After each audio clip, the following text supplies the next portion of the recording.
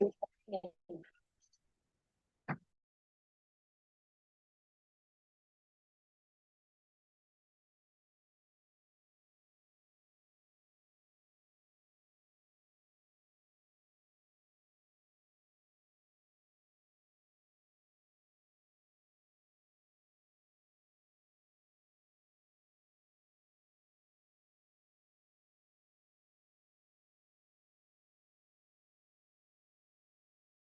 better Africa. Across Africa, a new era has begun, shifting our focus to a new horizon, connecting us with one purpose: to create and share opportunities to grow. A better Africa.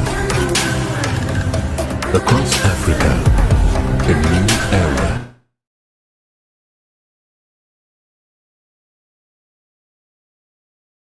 Purpose: to create and share opportunities to making a brighter tomorrow, a better built by our dreams and our energy. Across Africa, across our continent, across the world, we are creating a better way to a better future.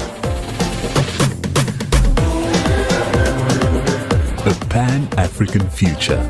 Together. EcoBank. A better way. A better Africa.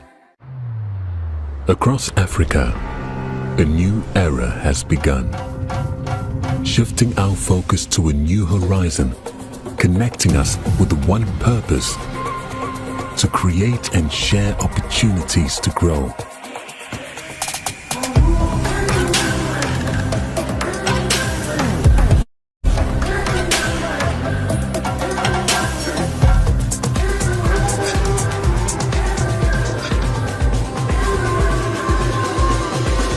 Today, we are making a brighter tomorrow, built by our dreams and our energy.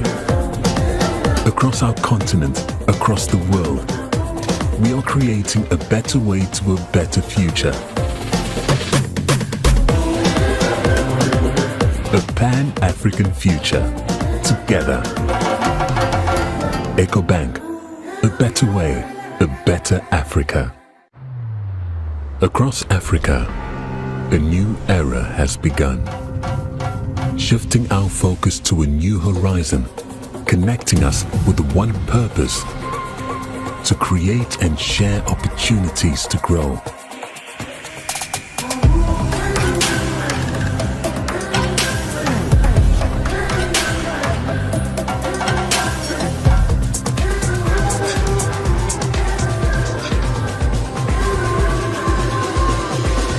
Today, we are making a brighter tomorrow, built by our dreams and our energy.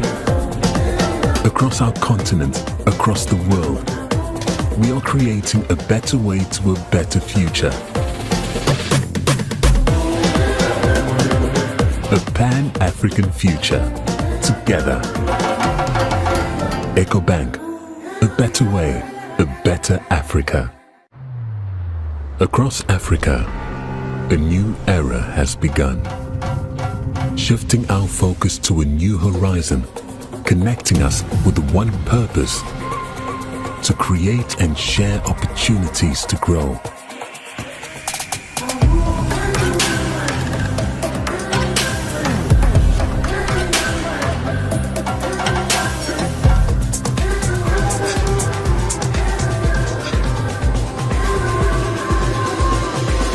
Today, we are making a brighter tomorrow, built by our dreams and our energy. Across our continent, across the world, we are creating a better way to a better future. A Pan-African future. Together. EcoBank. A better way, a better Africa. And welcome to the 11th episode of my SME Growth Series. Time flies indeed, and it's all thanks to you. Today, we have Olushola Showemimo, founder and CEO of Ope Farms. Remember, this series is an initiative of EcoBank Nigeria aimed at empowering 1 million SMEs in Nigeria. Hi, I'm Olushola Showemimo, founder and lead strategist at Okwe Farms. Okwe Farms is a certified organic farm based in Ogun State, and we're right on the way to Abeokuta, where we do our thing.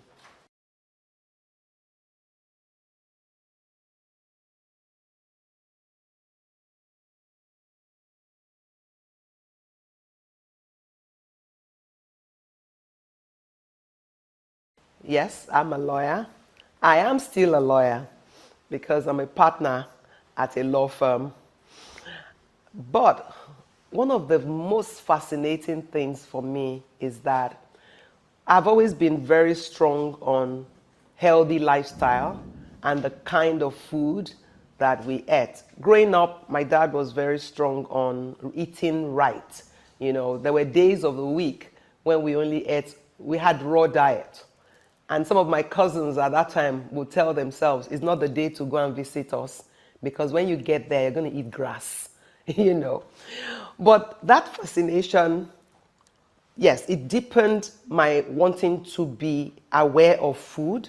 But one of the things that really pushed me into organic farming was my mom. My mom was very hands-on. She grew quite a number of things at home. But before we knew it, she was cancer stage 4. And shortly after, she passed away. So I decided to go stay with my sister-in-law in the US just to clear my head. And while I was there was this unsolicited email that said there was going to be a cancer conference. I'm like, a whole conference dedicated to cancer? That has to be something unique. And that was how I went. In fact, my sister-in-law was like, no way. Do you know how much it costs from here to California? I said, don't worry. When I come back, I'll come and eat free food in your house. I have my ticket to get back to Lagos. But that conference was actually a game changer for me. We were over 1,000, and about 90% were cancer survivors. I was one of the very few who just came like, let's go see what's happening there. I was so intrigued. I ran out and got myself a recorder. I mean, it was 2013. Nobody used the kind of phones we had now. So I ran and bought this recorder, and I started asking people, those who had overcome their cancer, if I could interview them. And I asked all of them the same questions. And one of my questions was, what have they done that has made them to be this well despite cancer? You know, I'm coming from a mindset where my mom had died of the same cancer. And I interviewed about 40 of them. Guess what? Every single person mentioned the food they ate. What about the food? I asked them, and everybody kept saying organic food. I'm like, really? What's it? And then they started explaining in their own words, you know, it's food that you grow without chemicals and things like that. Oh, you have to be very careful, make sure that the food is nutrient dense. Okay. I got back to Nigeria and I said I was going to do organic farming. And I'm telling you, I would mention it in some places and people would just start laughing at me. As in, laugh in my face like, oh, what do you think you're doing? You can't save the whole world, though. You can't save the whole world. You will lose money. Nobody has done it successfully in Nigeria. Which one is your own? You better go into your family, make money, and forget it. But they were right. I lost money. I lost many things. In fact, I almost lost my self-confidence at a stage like, Olushola, are you being real? But guess what? On a Sunday, I love to read people's stories. And there was this particular column in one of the dailies then. It used to be about people. And there was this gentleman. He was a professor in one of the universities. I think maybe Ife or somewhere. And he was talking about growing food without the use of chemicals, without... I'm like, okay, this is sounding like what I've always wanted to do. But you know, newspapers, because it wasn't an advert, there was nothing about him other than his name. And you know, Google was not the thing like it is now. I got into searching and then found him. And there was a phone number. When I called the phone number, that same Sunday that I read his paper, I called that phone number. And he was, you know, when you get phone calls from people you don't know. I said, sir, I read your interview today. you're going to inspire me probably for life. Please, I need to know what you're doing. He said, who are you? And I told him my whole story. He said, I said, I would like to visit your farm. He said, oh, I'm so sorry. Today is Sunday and I'm traveling on Tuesday morning. I said, so that means Monday you're available? He said, yes, I'm available on Monday. I said, I'm coming. He said, you understand I live in something? I said, don't worry, I'll get there. That was how I got my driver and another gentleman who had been kind of managing the farm for me, and we went to see him. Do you know that? Number one, you pay to enter his farm. I'm like, okay, good. At least that's one thing I can do when I am established.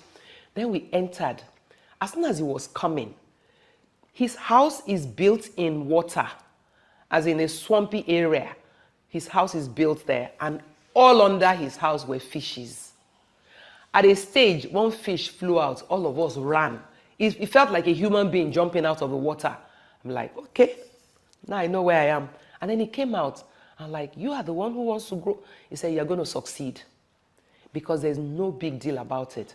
It's only a matter of you getting to know what you could call the secret of getting it right. I went with a notebook. I'm telling you. By the time I was just because I was excited. He then showed me his drinking water in his home. He doesn't use any chemicals. He uses moringa leaf to, what do you call it? To, what's the word? Not sanitize. Filter his water to a drinking state. Like, where is this? This is still in the same Nigeria.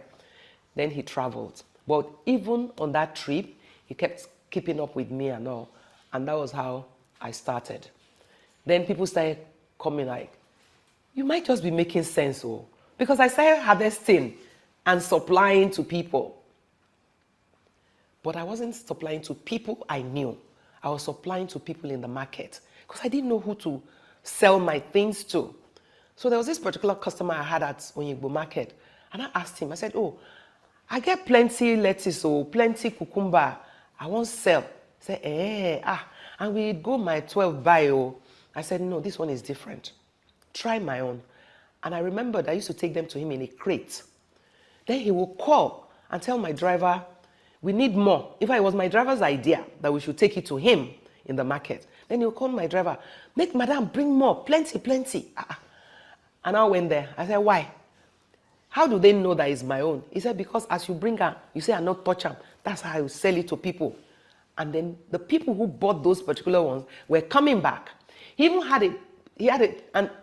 a time when people would not buy the things he's brought from the market until he finishes selling what I was giving him. Then I said, this is not my market. No. How can my market be the one that people don't know that is me who is producing it? No. This is not my market. And, you know, my family members, everybody is entrepreneurial because my mom is. So we held a family meeting and I said, the effort I put into this food, people deserve to know that I'm the one producing it. Then my sister just said, I'm at the shopping center. Let me speak with the owners of the shopping mall. If you can come on Friday mornings, you just set up a canopy and sell there. I said, anything but the market. True. She spoke with them and they said, yes, you can come. I rushed out, bought a brolly, and we'll sit there Friday mornings. Mothers going to drop their children from school, they will stop by. Sometimes those who came late will be like, no, you know, and I bought it last week, and this, and I'm like, okay. You know, I was getting direct feedback, you know, from people, which as an entrepreneur, I always tell people, at the end of the day, your customers will tell you what they want. Your business will grow from listening to your customers because they know what they want and they will keep telling you. It's for you to do a mindset shift and say, this thing that all of them are talking about, why don't I give it a try?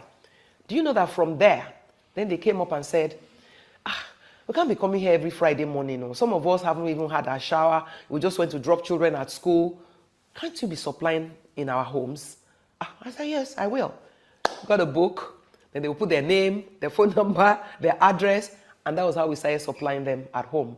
And today we have a database of almost 800 customers. Of course, they all don't buy at once, but at least since 2014, we've been supplying homes every Friday. When we had the bigger customers like the juice companies and salad bars, we used to go on, some of them even insisted on supplying them on Monday. So that meant Sunday night, they needed to have their produce. So we're going to the farm like 3 times a week just to harvest and supply people. And that was when I realized that I was onto something, I didn't start it to become well known or anything. I just wanted to make a difference in people's lives. And people inspired me. Sometimes somebody calls, every time I eat your cucumber, I drain my bowels, I do this, I do that. Or some will call, I was already on the verge of cancer stage 3.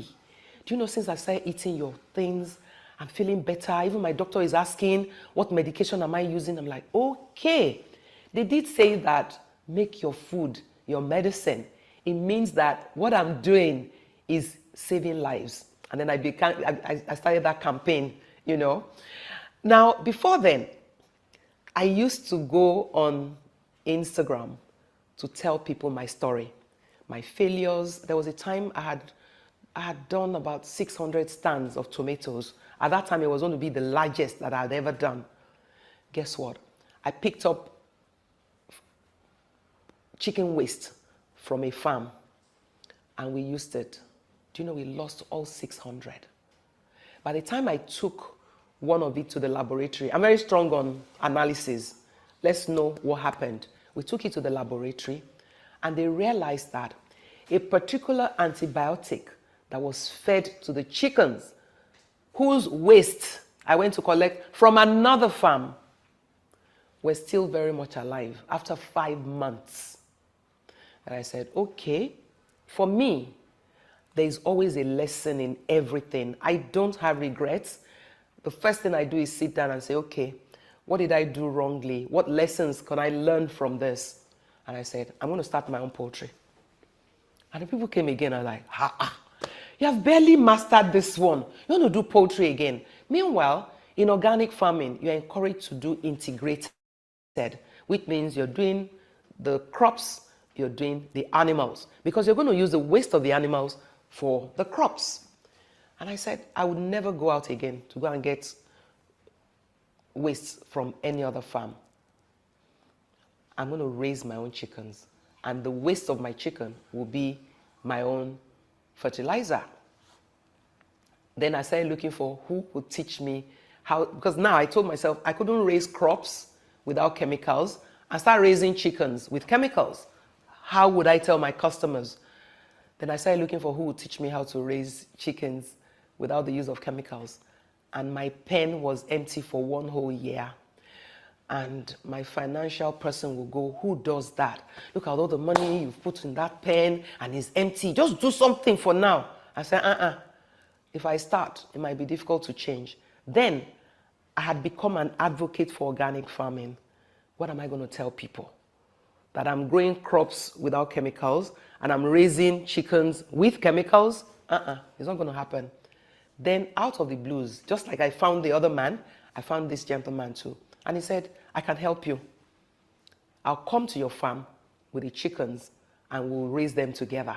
And that was how he came with 50. I'll never remember, 50 chicks, At that time, everybody on the farm were also excited. So that was how we started raising the chickens. Then we realized that we had a lot of bees. As in, you would just sit down and bees would just like, okay now, another thought.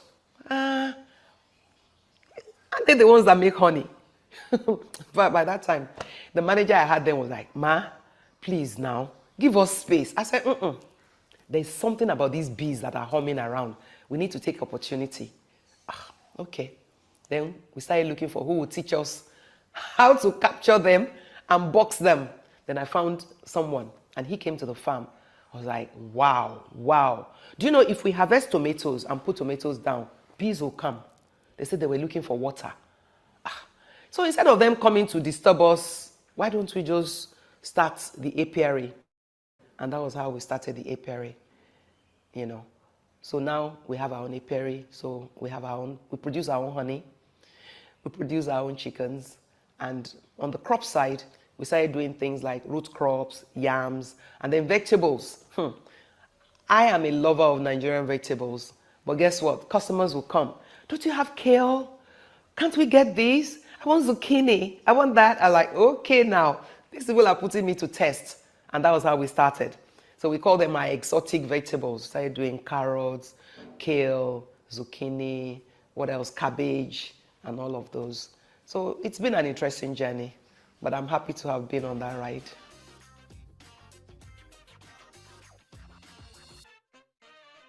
So this is cowpea. We're doing it in very many places. So what we're doing now is we're just thinning out the carrots.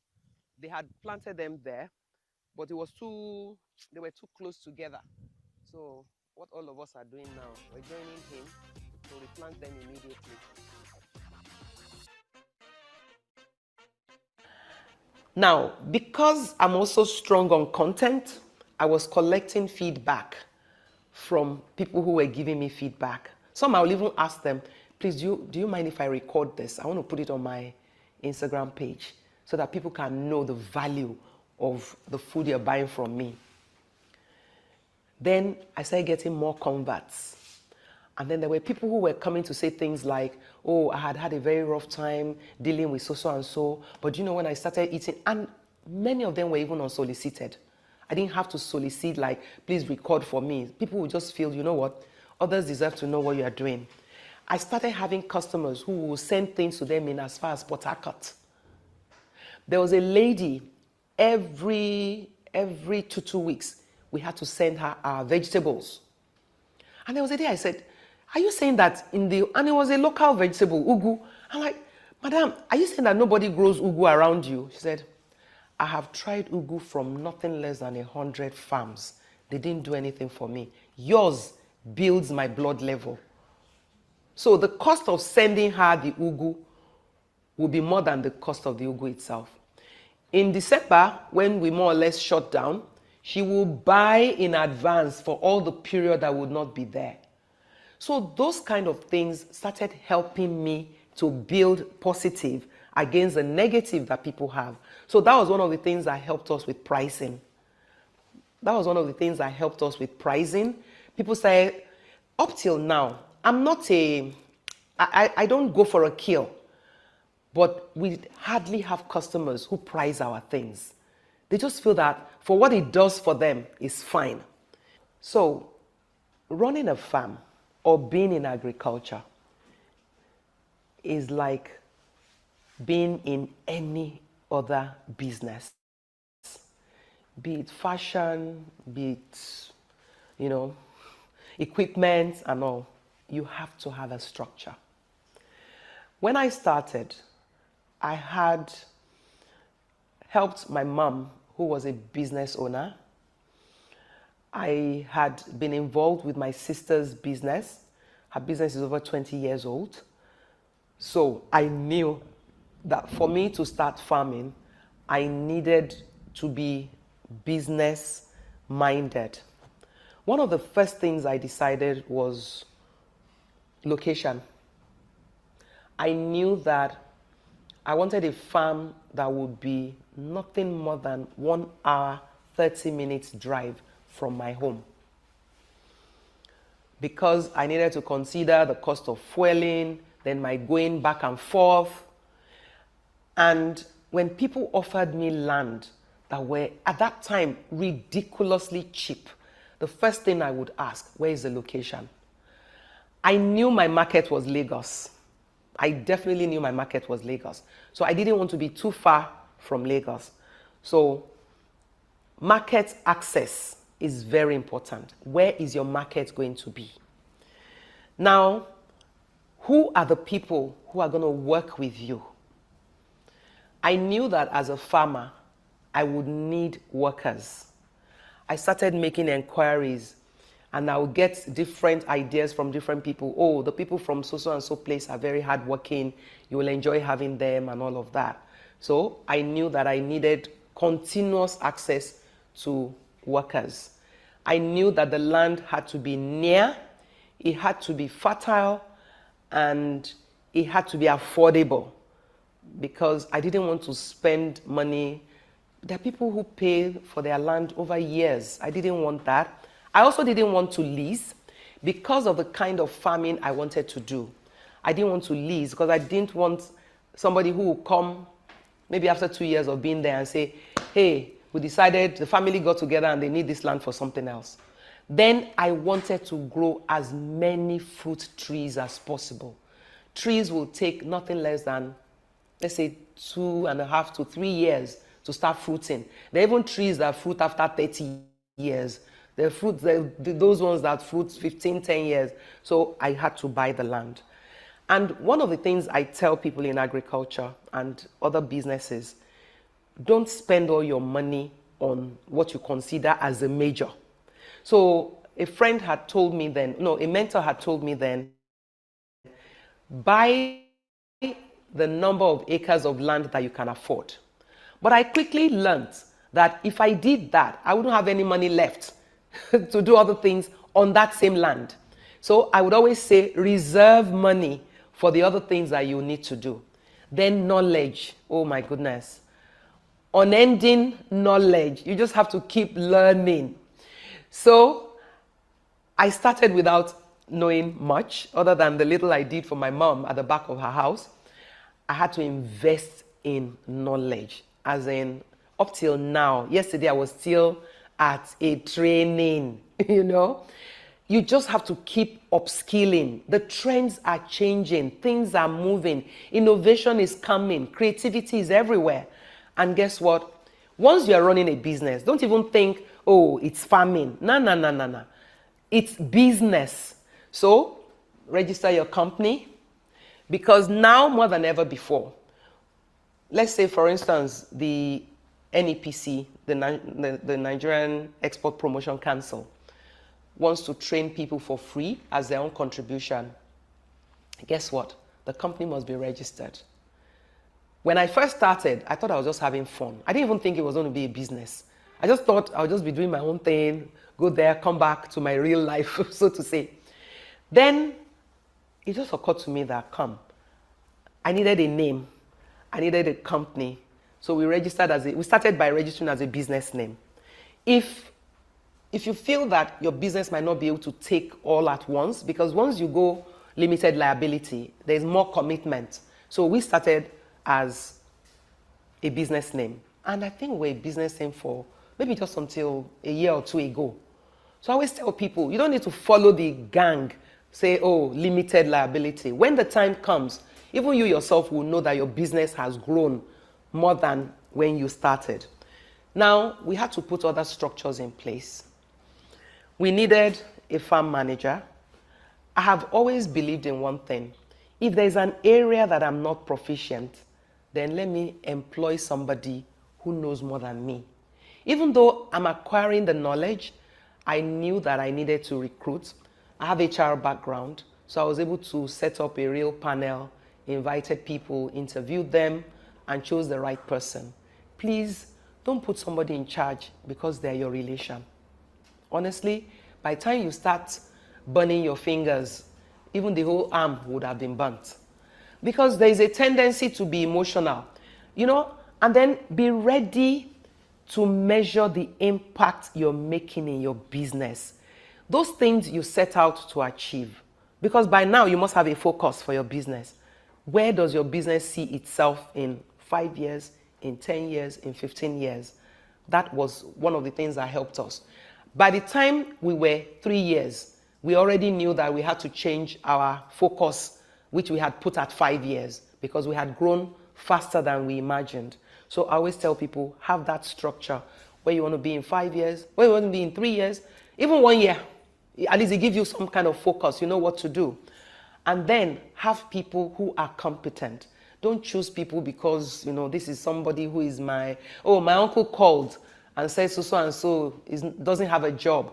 Could I just have him? No. How are you going to fire him when the time comes? Because maybe because of my HR background, I check on my staff. They all have their tasks and targets that they must meet, you know. So if I'm expecting 1 acre of something from you, I'm measuring it. How many beds? And then another thing, measure. You cannot stop measuring. You must measure. Measure the number of customers reaching you. Measure the number of things you're selling. Ever since I started, we have data of what we produce.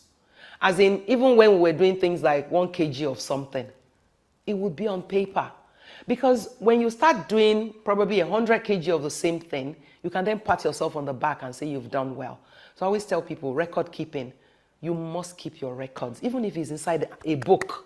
If it's a notebook, be writing it there, because that's what I started with. I just started writing. I'm not very good with Excel spreadsheets, so I made sure that anybody I recruited to be my business manager, one of the first questions at the interview, are you very proficient at using Excel? Make sure that your own analysis of your shortcomings, you make sure you find it in the people who are going to work with you, because then life is going to be a lot easier, you know. So, processes. Every time I speak on agriculture and I talk about processes, people bombard my DM. What do you mean? Is it not agric? Is it not just to put seed in the soil? No way. How do I measure that I can consistently get the same quality of produce? Is because I measure the things that I use. So I know the kind of soil I have. You just have to test your soil. Testing the soil will give me what that soil lacks and what it needs. So I start from there. Then I measure what inputs I'm going to add to it. And all of these are going down in Naira and Kobo. You know, in Naira and Kobo. So that by the time I am planting, I'm also writing. I come back 1 week after I write my observation. And that has helped us. So for everything we grow, we actually develop processes for those things so that we can use it to measure at the end of the day. And if something goes wrong in between, I can readily tell. So they know me. Once I enter the farm, I'm looking, that thing lacks nutrient. When last was it watered? They didn't feed this one with, and that's the way I am. And that's what everybody should aspire for. Know your business like the back of your hand. Know it such that even those who work with you will wonder why they are there and challenge themselves to do a lot more. Another thing that I always tell people, training. Every time I go and train, I get back to the farm. If it's something that the office people in Lagos would handle. Yesterday, I was somewhere at the training and they were talking about a particular topic. And I got my phone. You won't believe what I was doing. What they were saying, I was typing it to my staff because I knew I could forget. Train your staff. Yes, it is very good. I send them on training too. But one of the things that has helped me is the fact that every time I go and train, I make sure that I cascade the knowledge to my workers. So if they're the workers on the farm, when I get to the farm, we always meet once a month. We do what we call a no-level meeting. Our no-level meeting means the farm worker can put up his hand. Ma, why are we not growing cassava? Cassava is good, oh. And we say, oh, thank you, Mr. XYZ. We're on our list because we always have a schedule of what we're going to plant. We've scheduled cassava for the month of, let's say, August. So we're going to plant cassava. And when we're ready to plant cassava, we're going to leverage on what you've done before. You've planted it before. Ah, man, several times. I know cassava very well. Number one, that stuff starts to feel very important. And truly, even if I know the cassava too, like the back of my own hand, I will still call him. So, how you did do them before? This one, that one, that one. Meanwhile, I have upscaled my knowledge. So I'm going to say things like, okay, Ahmed, very good, very, very good. See, me too. I go one company. They went to teach us how to grow cassava. Do you know now, that one that you were doing like this before, do you know they taught us that we can also do it like this? Let's try the two. He's the one that will now come back and say, ma, that one that they teach you for that place, very good, very good. It becomes our process. That worker is not upset that, oh, he brought something new or he brought one knowledge and they discounted it.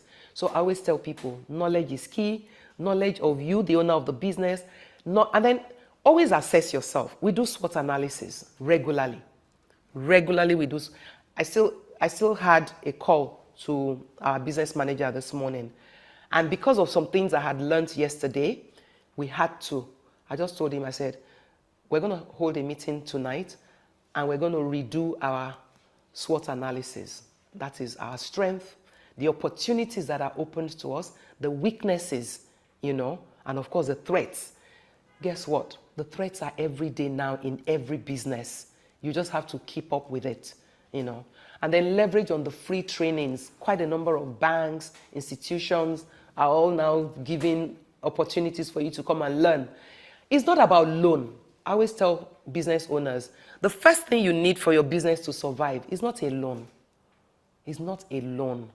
Number one, even when you're going to ask for a loan, they want to know, where is your sweat in this business? What have you done to feel that you merit this money? If we give you this money, are you going to use it wisely? Or are you going to come back and tell us, I came to apologize, So I always tell people that is very key. You can start with friends and family. But the friends and family you take from, be ready to return it. Because the friend who gives you 200,000 today, if you return it and you even add one small money on top of it, like 20,000, say, you overpaid me. Say, no, it's to thank you because that time when you gave me this money, I was in real need. Guess what? If you go back and ask for 500 and that friend has it, they're likely to give you, But if you feel that you don't have the strength, you can bring in others. If you have people of like minds who you feel you can do business together with, you can try. And I always tell people, do a trial. Do a trial of like 3 months. If things don't work in 3 months, then everybody can. And then document. It's not just because I'm a lawyer. I always tell people, document. Don't say, oh, she's my friend. She can't turn around and say, I didn't do. No. What if she's not around and other people have to take charge, So I always tell people, document. If somebody gives you 200,000, oh, dear friend, just so that we have it on record, Put something, both of you sign it. The day you finish paying it, just help me write on it that this money has been repaid. That friend would even feel honored. There will be respect between both of you. Another thing I tell business owners, if you start and you feel, I'm being overwhelmed, look for help. Now we have mentors, we have trainers, we have so many opportunities of people who can guide you. Don't do it alone. After about 3 years of Okpe Farms, I sat down one day and I we're not going forward though. Something is happening that I don't understand. And I called a guy. I said, you're coming to Lagos. You're coming to Ogun State with me. He said, for what? I said, you're going to come and help me evaluate what we're doing. Because I'm beginning to think that I cannot do all of this myself.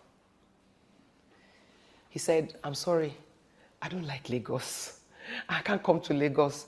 I said, so what am I going to do? He said, I have one person, the only person I can introduce to you. Then he introduced the guy to me. I'm telling you, this guy and my second son are age mates. At that time, I think it was probably about 25 we've been together for 6 years now. So yeah, maybe it was in his early 20s. And when he arrived, I said, please take a very objective attitude to what you're going to see here. Don't be afraid that I won't like what you have to say. Be honest with me. And he said, that's exactly what I planned to do. I'm telling you, he came back. I was on the farm with him, and I just sat down. He came back and said, I'm done. Shall I start with you or shall I start with others? I said, whichever one you like. He said, let me start with others. He said, going round, I will score you -0. After all this effort, what have we done? Then he started. This needs to be that. And then he went round, told us the things we needed to change, the things we needed to stop doing. He thought, I got carried away with customers always asking. Somebody will look at the list and say, no, this. I run, buy the seed, start growing. He said, Ma, you're doing too many things. Let them know you for what you are able to do. I see that you're very good with this. Stick with them. You can't satisfy everybody. And that's what I would tell any business owner. Yes, it is good when customers come, give you wonderful ideas, but you need to sit down with your own analysis. Does it fit into your focus? Does it align with your mission? Is it a vision that you foresee for your company? You need to arrive at it because they will keep coming and you can't do everything. So that was when we took a step back and then rearranged ourselves, stopped doing some things, added some things, and that was a breather. And since then, this is going to 6 years, he's still our consultant. He's still our consultant, and even up till the time we started getting our certification, because there's a body in Nigeria, the Organic Association of Organic Practitioners of Nigeria, because the acronym is NOAN, and when you call it, it doesn't fall like that. So NOAN, they came, certified us as organic. For you to get that is a lot of work.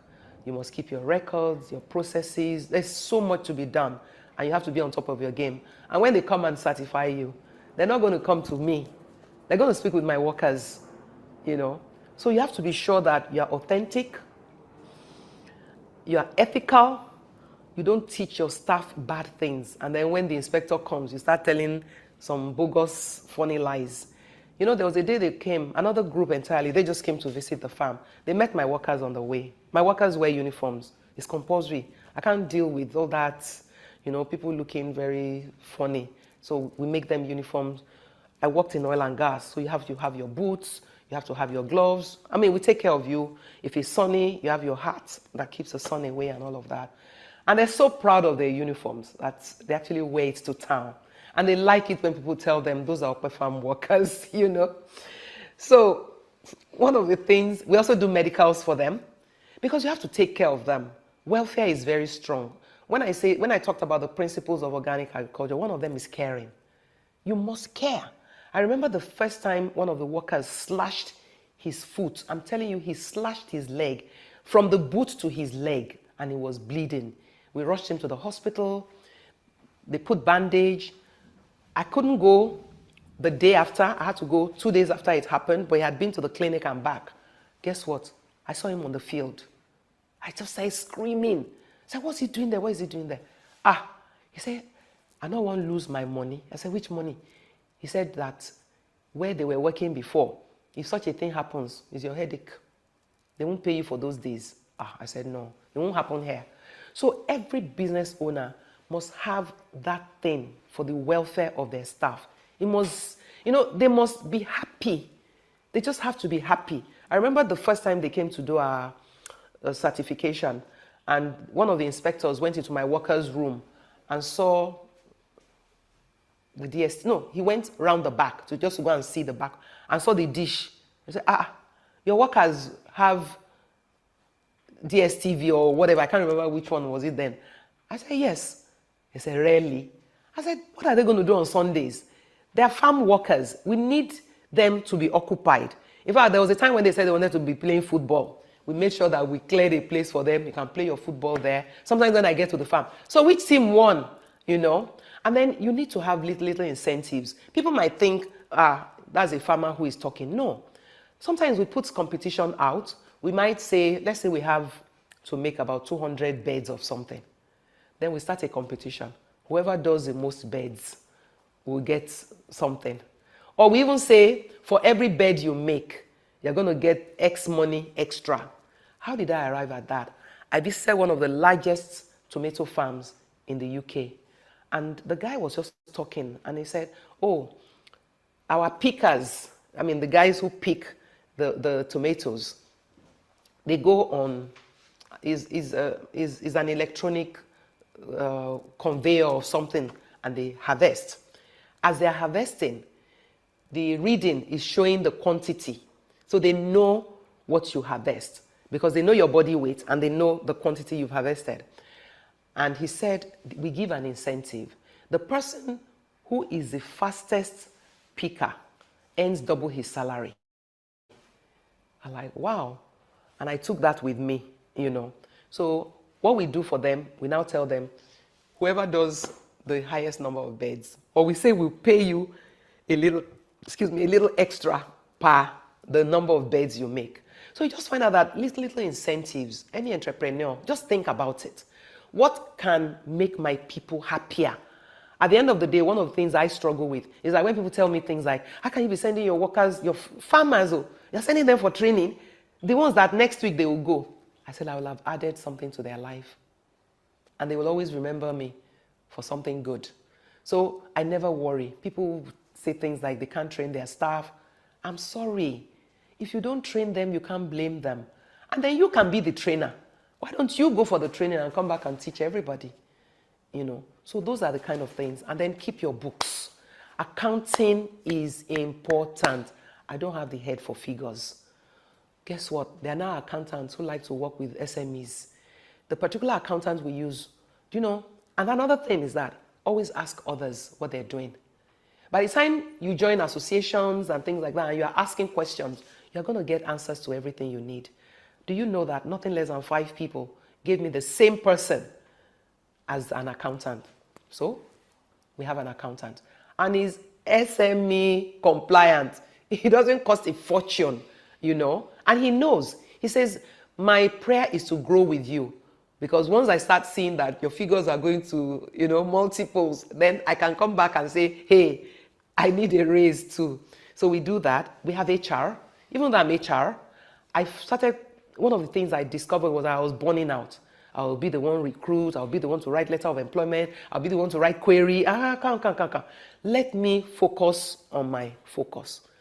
You know, I told myself I'm the lead strategist, which means I am the one that designs what the company is going to do in a whole year, what we're going to plant, the times we're going to plant it, the number of workers we're going to use. Let's leave HR. So we also contracted HR to another person who is in charge. So I always tell people, don't do everything. A time will come when you will just discover that you have not achieved much because you thought you could do everything by saving money. But at the end of the day, you're not going to save that money. You'll be burnt out. So that is what I do. Even for the farm workers, the days when none of us are on the farm, I have villagers who I will just call, help me get to the farm to see what is happening. And then they come back with that feedback. And then I tell them, my camera saw what we were doing. Of course, we don't have cameras, you know. So those are the kind of things that I would encourage business owners. Knowledge is key. Make sure you do your analysis. I always encourage people to use their business model canvas. With the canvas, it will tell you who are your competitors, where do you want to be, where is your market, who are the people going to work with you, where do you see the company going. That one is a no-brainer. You know, please, your business model canvas. If you've never heard of it, search it out online and start trying to fill it for any business that you want to do. And then business plan. I mean, I hear people say things like, it's very expensive. Guess what? There's no amount of money you spend on it that at the end of the day will not pay you off. Because when you're going to lose money because you don't have one, then you're going to lose big time. And there's no point waiting for that time when you now lose big time. Financing, I've mentioned it. You can start with family and friends, but be authentic. Make sure that you keep your promise. If you're slacking down your promise, it happens to me sometimes. I just realize that, or maybe it's even a crop that fails. If you plant something and it fails, you can't go back to the person who gave you the money. You just have to find them their money, negotiate. I always tell every business owner, you must become fantastic negotiators. Be able to tell someone, I'm so sorry, even though we are arranged. Even banks sometimes will take it that, oh yes, we understand. I've gotten into traps like that before and I just wrote. Or sometimes I dress up and go into the bank and tell them, hey, I did promise I was going to do this, but I'm sorry, it won't be possible. Could I have another extension or that kind of thing? I always tell people you need your confidence, you need your ability to speak. Maybe because I'm I'm a public speaker. I tell people, open your mouth. You know, it's only mouths that open that get fed. If you keep quiet about it, you will lose out. So you need that. You need a community, and let it be a community of whatever business you're doing, so that they can stand in for you, advise you, and give you all that can move your business forward. I had mentioned about friends and family who can support you, but imagine that you don't have any. Then you can work on your product. Let's imagine that it's product A. Why don't you look for people who would take bulk? If they will take it in bulk, then at least you are anticipating that you're going to make some money, and then from that money, you can then do much more for your business. Nowadays, I also see that sometimes it's not even the money that you need. Sometimes it's just the literacy, the knowledge of what to do and how to do it. Thankfully, I always encourage my mentees to go for some of the products that, especially the banks now, the banks are offering products that are not necessarily loan, but they're information that can grow your business.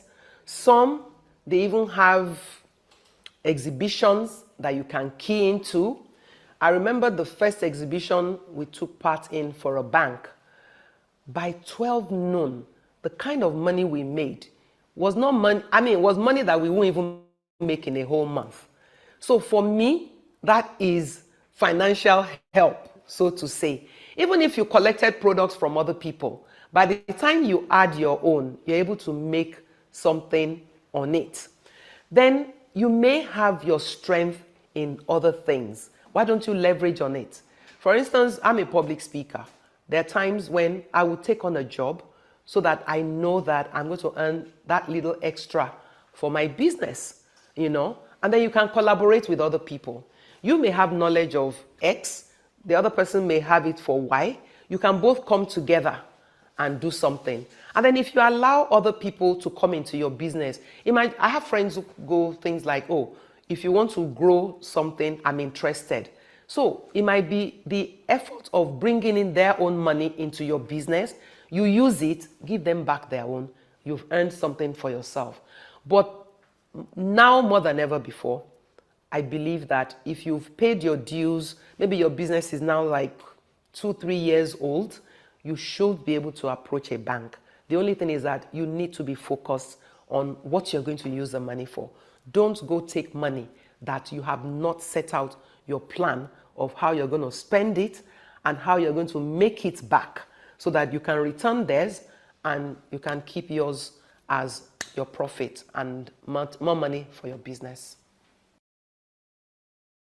So we have come to the end of this edition of my SME Growth Series by EcoBank. I hope I have added value to your knowledge. Feel free to ask me any questions. Thank you.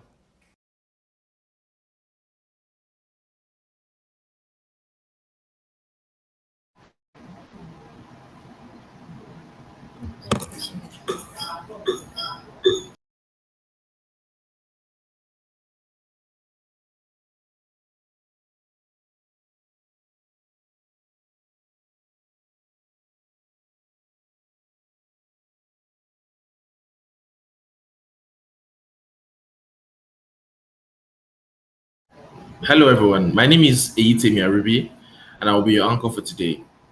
I hope you enjoyed this knowledge-packed session because I really did.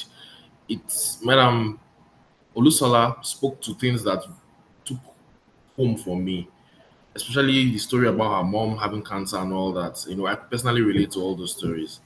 I'm really, really grateful for this session. I want you to remember that this session is an initiative of EcoBank Nigeria, and it is aimed at empowering over 1 million SMEs with the right knowledge, skill sets, and looking opportunities to be able to reach their goal.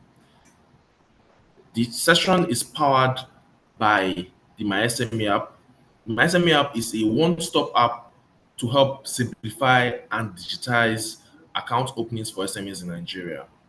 That being said, let us move into our questions that we have for today. So, Ma, once again, thank you very much for this session. Would like to know what your biggest challenges have been since you started your business in the agricultural sector.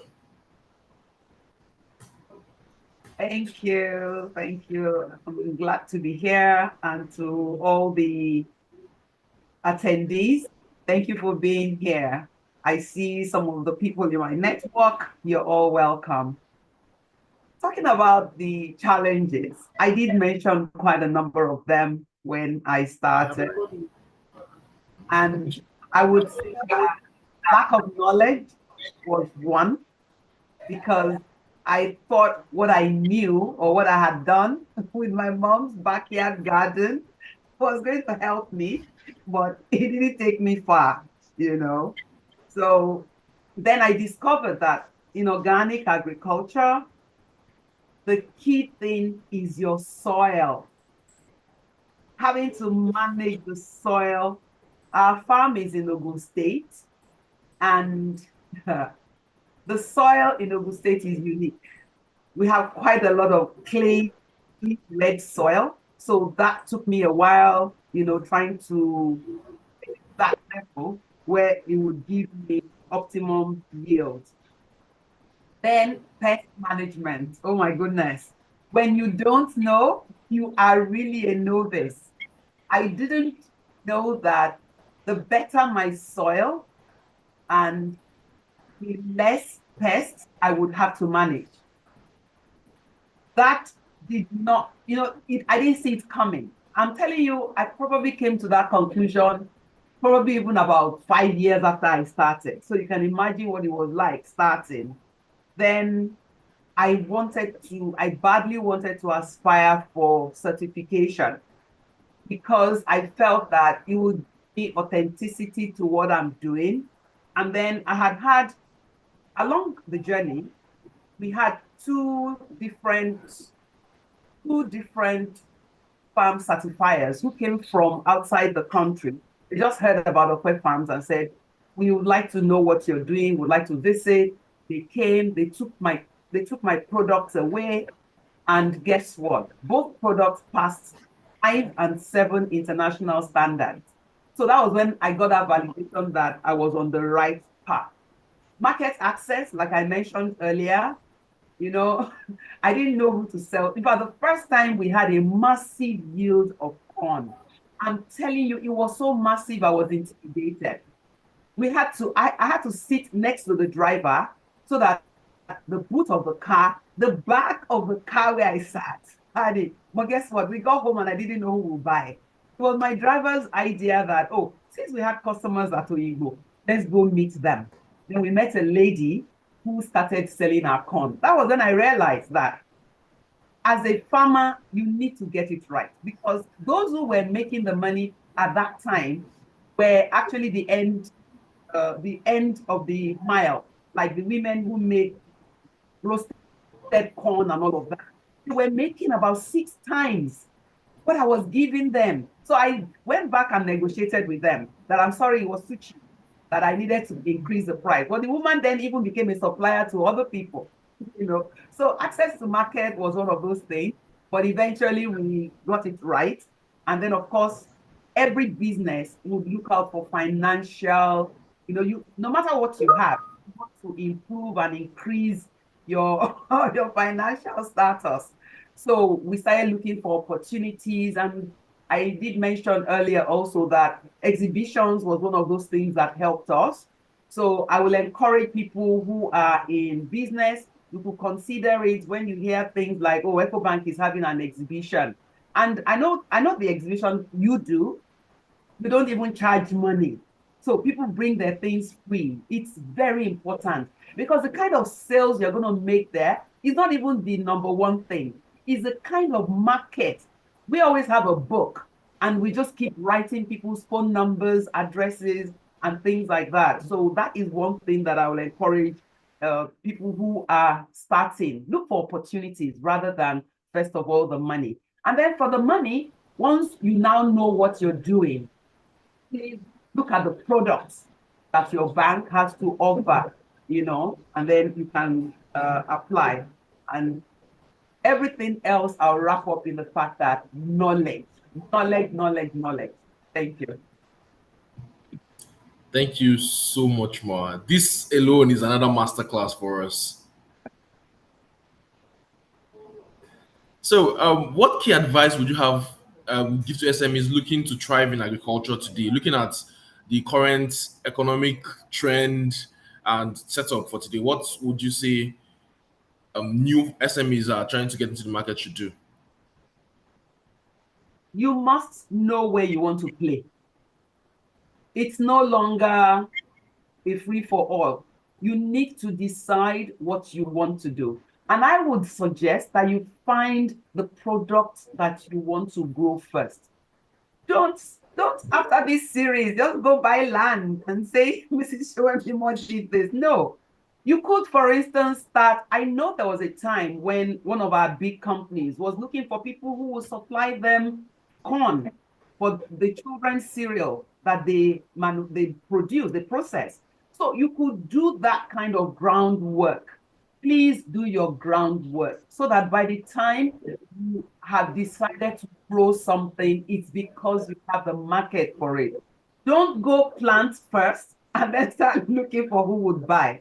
The market can be very vicious. You can lose those products if you don't have a market already. So please look for who wants and who needs what you're growing. Location is also very key.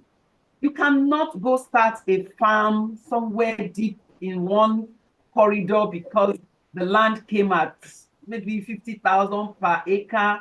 And then you now tell us that your market is in Lagos. I know someone who consistently for a year was losing about half of his production via transportation. So before he harvests there, brings to Lagos, lost over half. Have your market, make sure that your farm is not too far from your market. And that was why I mentioned in my story that I had challenged myself that my farm must be about just 1 hour, 30 minutes to my home. And today, with the roads that are now very good, we do 1 hour, 15 minutes.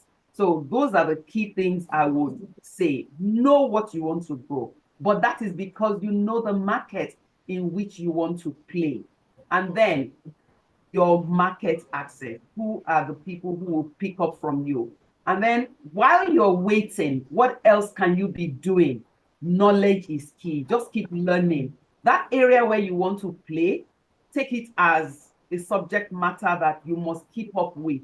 So join associations that you can leverage on. Take training. I had to do a program at the LBS. At the time, we even got a rebate to pay 50%, and they gave us the opportunity to pay 3 times. I remember I took all the 3 times, so don't think that, spending money on knowledge. No, it's a huge investment. And then you now tend to belong to a circle of people who can grow you. You can go there and ask questions, they can share, that is very important. So joining associations, very, very key. Thank you. Thank you so much, Baba. So I'll go back to the instance of a friend who lost half of his produce while transporting. That is my next question.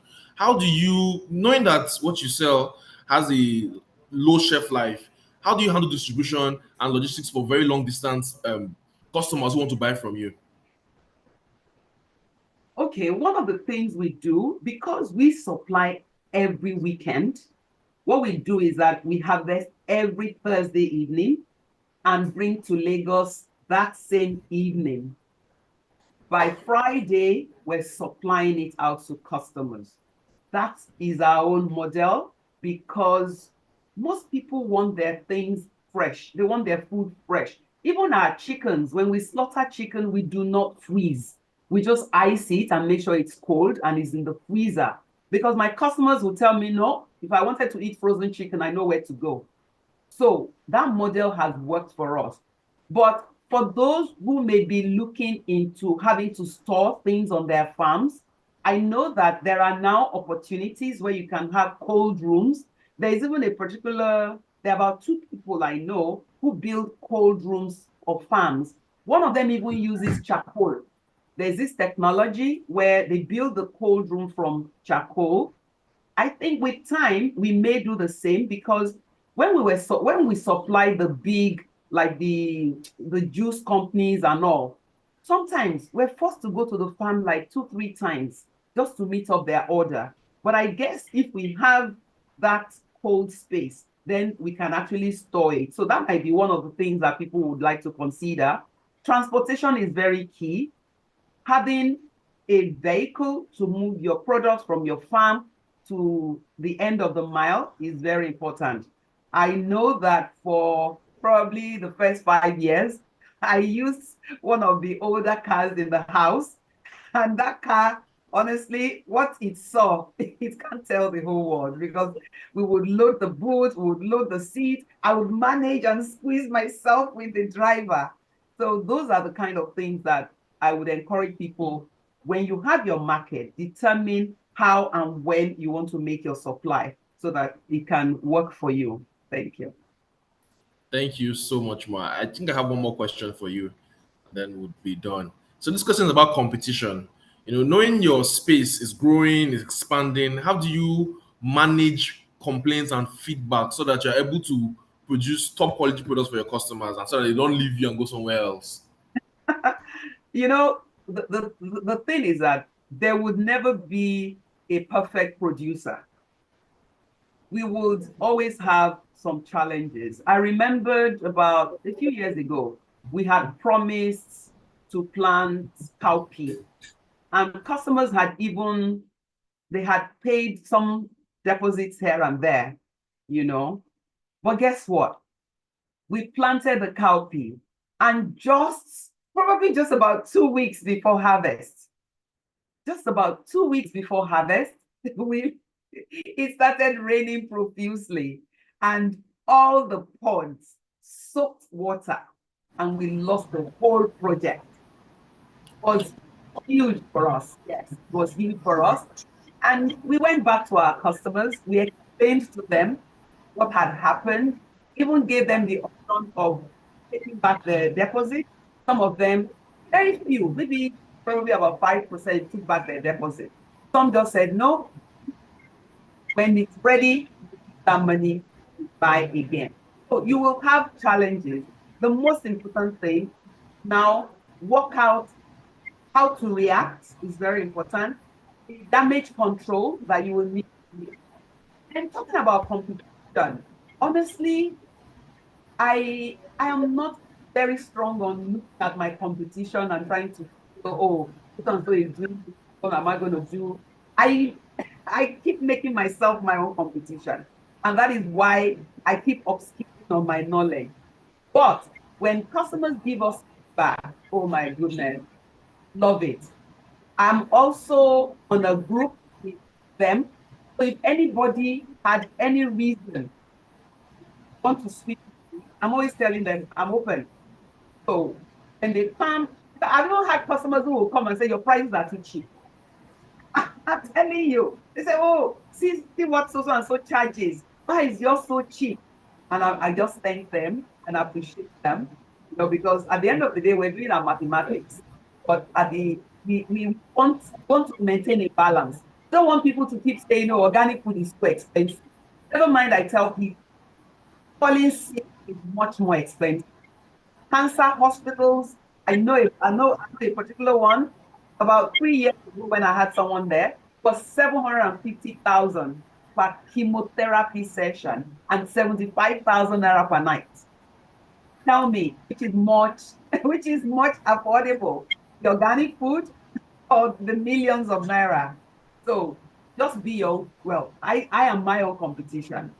I keep asking myself what I can do better. And now we process. So quite a number of the things we produce, process. So moringa, for instance, you use as moringa powder. Some of the herbs on the farm are now into herbal teas, So we keep, like we keep challenging ourselves to the best that we can. And so I don't really have much time to look at what competition can do to me.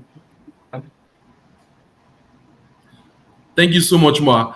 I still have a couple of more questions. More people are sending in Go on. questions. Go on. It's fine. So somebody's asking, I'm a farmer looking to move into organic. Okay, well, it says I'm a farmer looking to move into organic farming. What is the best alternative to artificial fertilizer? Hmm. That person wants a master class because it's the most prized possession of Okpe farms is our soil. I don't know if people recollect some of the videos you saw there. It might not be vivid enough for you to see, but I'm very strong on soil. I enter the farm and I can immediately tell, which one needs more nutrients and which one is doing very well. Now, there are so many things that would help your soil. In fact, one of the things that we have used successfully, we now even bag and sell because I teach people how to grow food at home. So those things that we have used and we have succeeded with, I now bag them so that my customers, those who grow food at home, can also buy it.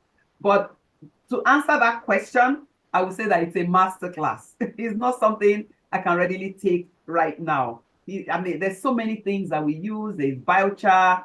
We have the different fertilizers. In fact, for instance, we own a rabbit pen, and the only reason why we own a rabbit pen is to use the waste. I don't sell rabbits, but their wastes, both the poo and, well, they call them the pearls because they come very round like that. And the wee is fantastic for pest management. What I'm going to tell anybody who wants to go into organics, change your mindset first. People always believe in fertilizer, the synthetic fertilizer. Do you know that I went for a conference where a research has been done? The average synthetic fertilizer will take 22 years, yes, to leave the soil. And this is why when you want to convert to organic, you must leave that land for 3 full years. Within 3 years, that land is still not good enough for organic. So those are the things that people have to bear in mind. Then we have the organic standard. So for instance, you need a buffer zone between you and the next farm. And I think it's about either 30 meters or 40 meters away. So that even if it rains on a land that has been using fertilizer, it will stop by that 30 meters and it will not leach into your own space. Another problem is wells. When you use the synthetic fertilizer continuously, it leaches into the ground. And guess what? There's still villages where all they depend on is water from the wells. So what you're doing is that we are eventually damaging the ecosystem. And people like me worry because we have only borrowed this land. We must leave it for generations that are coming. So for me, it's organic or nothing. Thank you. Thank you so much, Ma. I have a question as regards financing. It says, how do you manage cash flow effectively, especially during off seasons and challenging economic times? Okay. Well, let's say, for instance, when COVID came, COVID affected everybody initially, but immediately the government, I don't know what other states did, but I know in Ogun State, farmers were immediately given passes.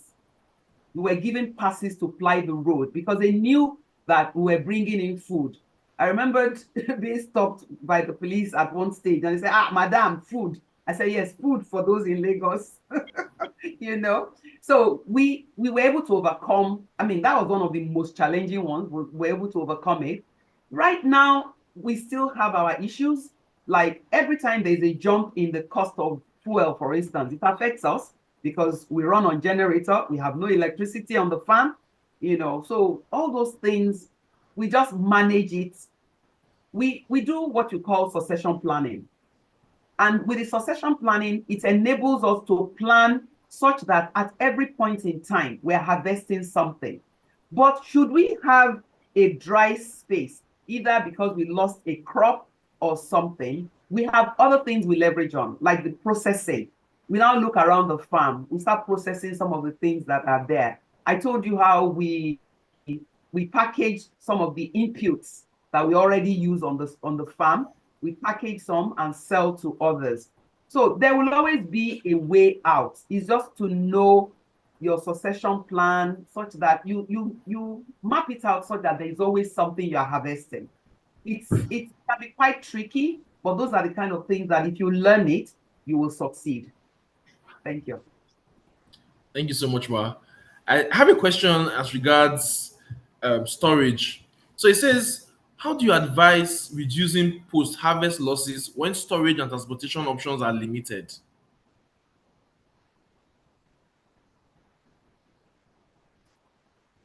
Should I take it again?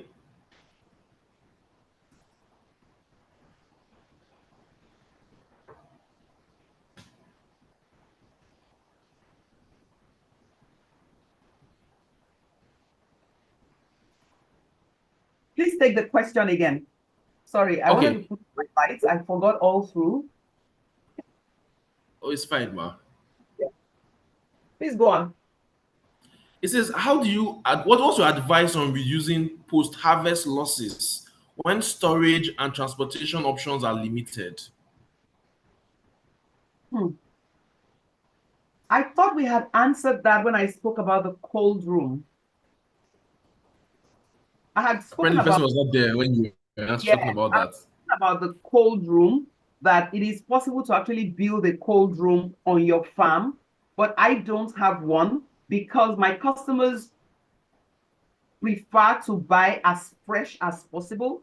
So we normally wait on Thursday till evening when the sun has gone down to do our harvest. And first thing on Friday mornings, we're delivering to their homes.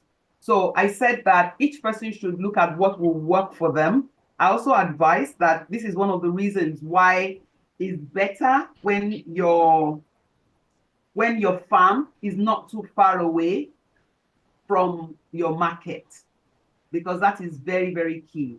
That was when I mentioned the lady who used to lose over half, of what she was producing. Yeah, somebody is talking about solar. We're on it.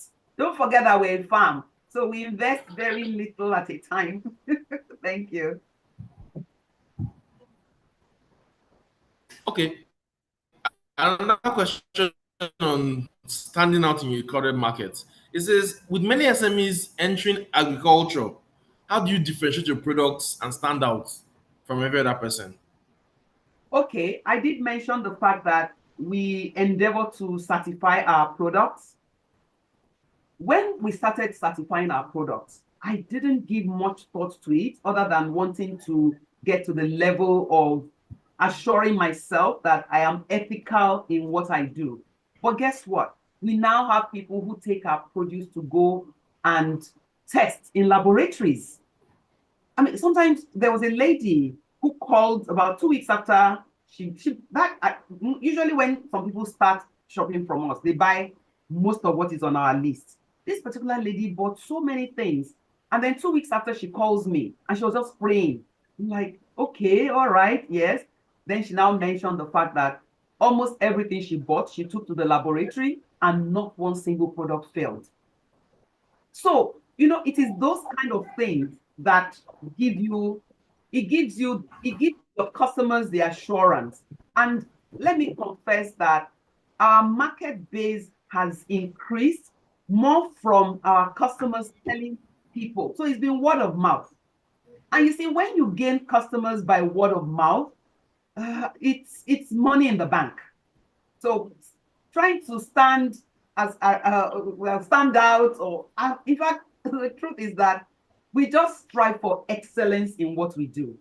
There are people who come to the farm and say, "Oh wow, your workers are." I say yes, because I don't want workers carrying. They even go for tests.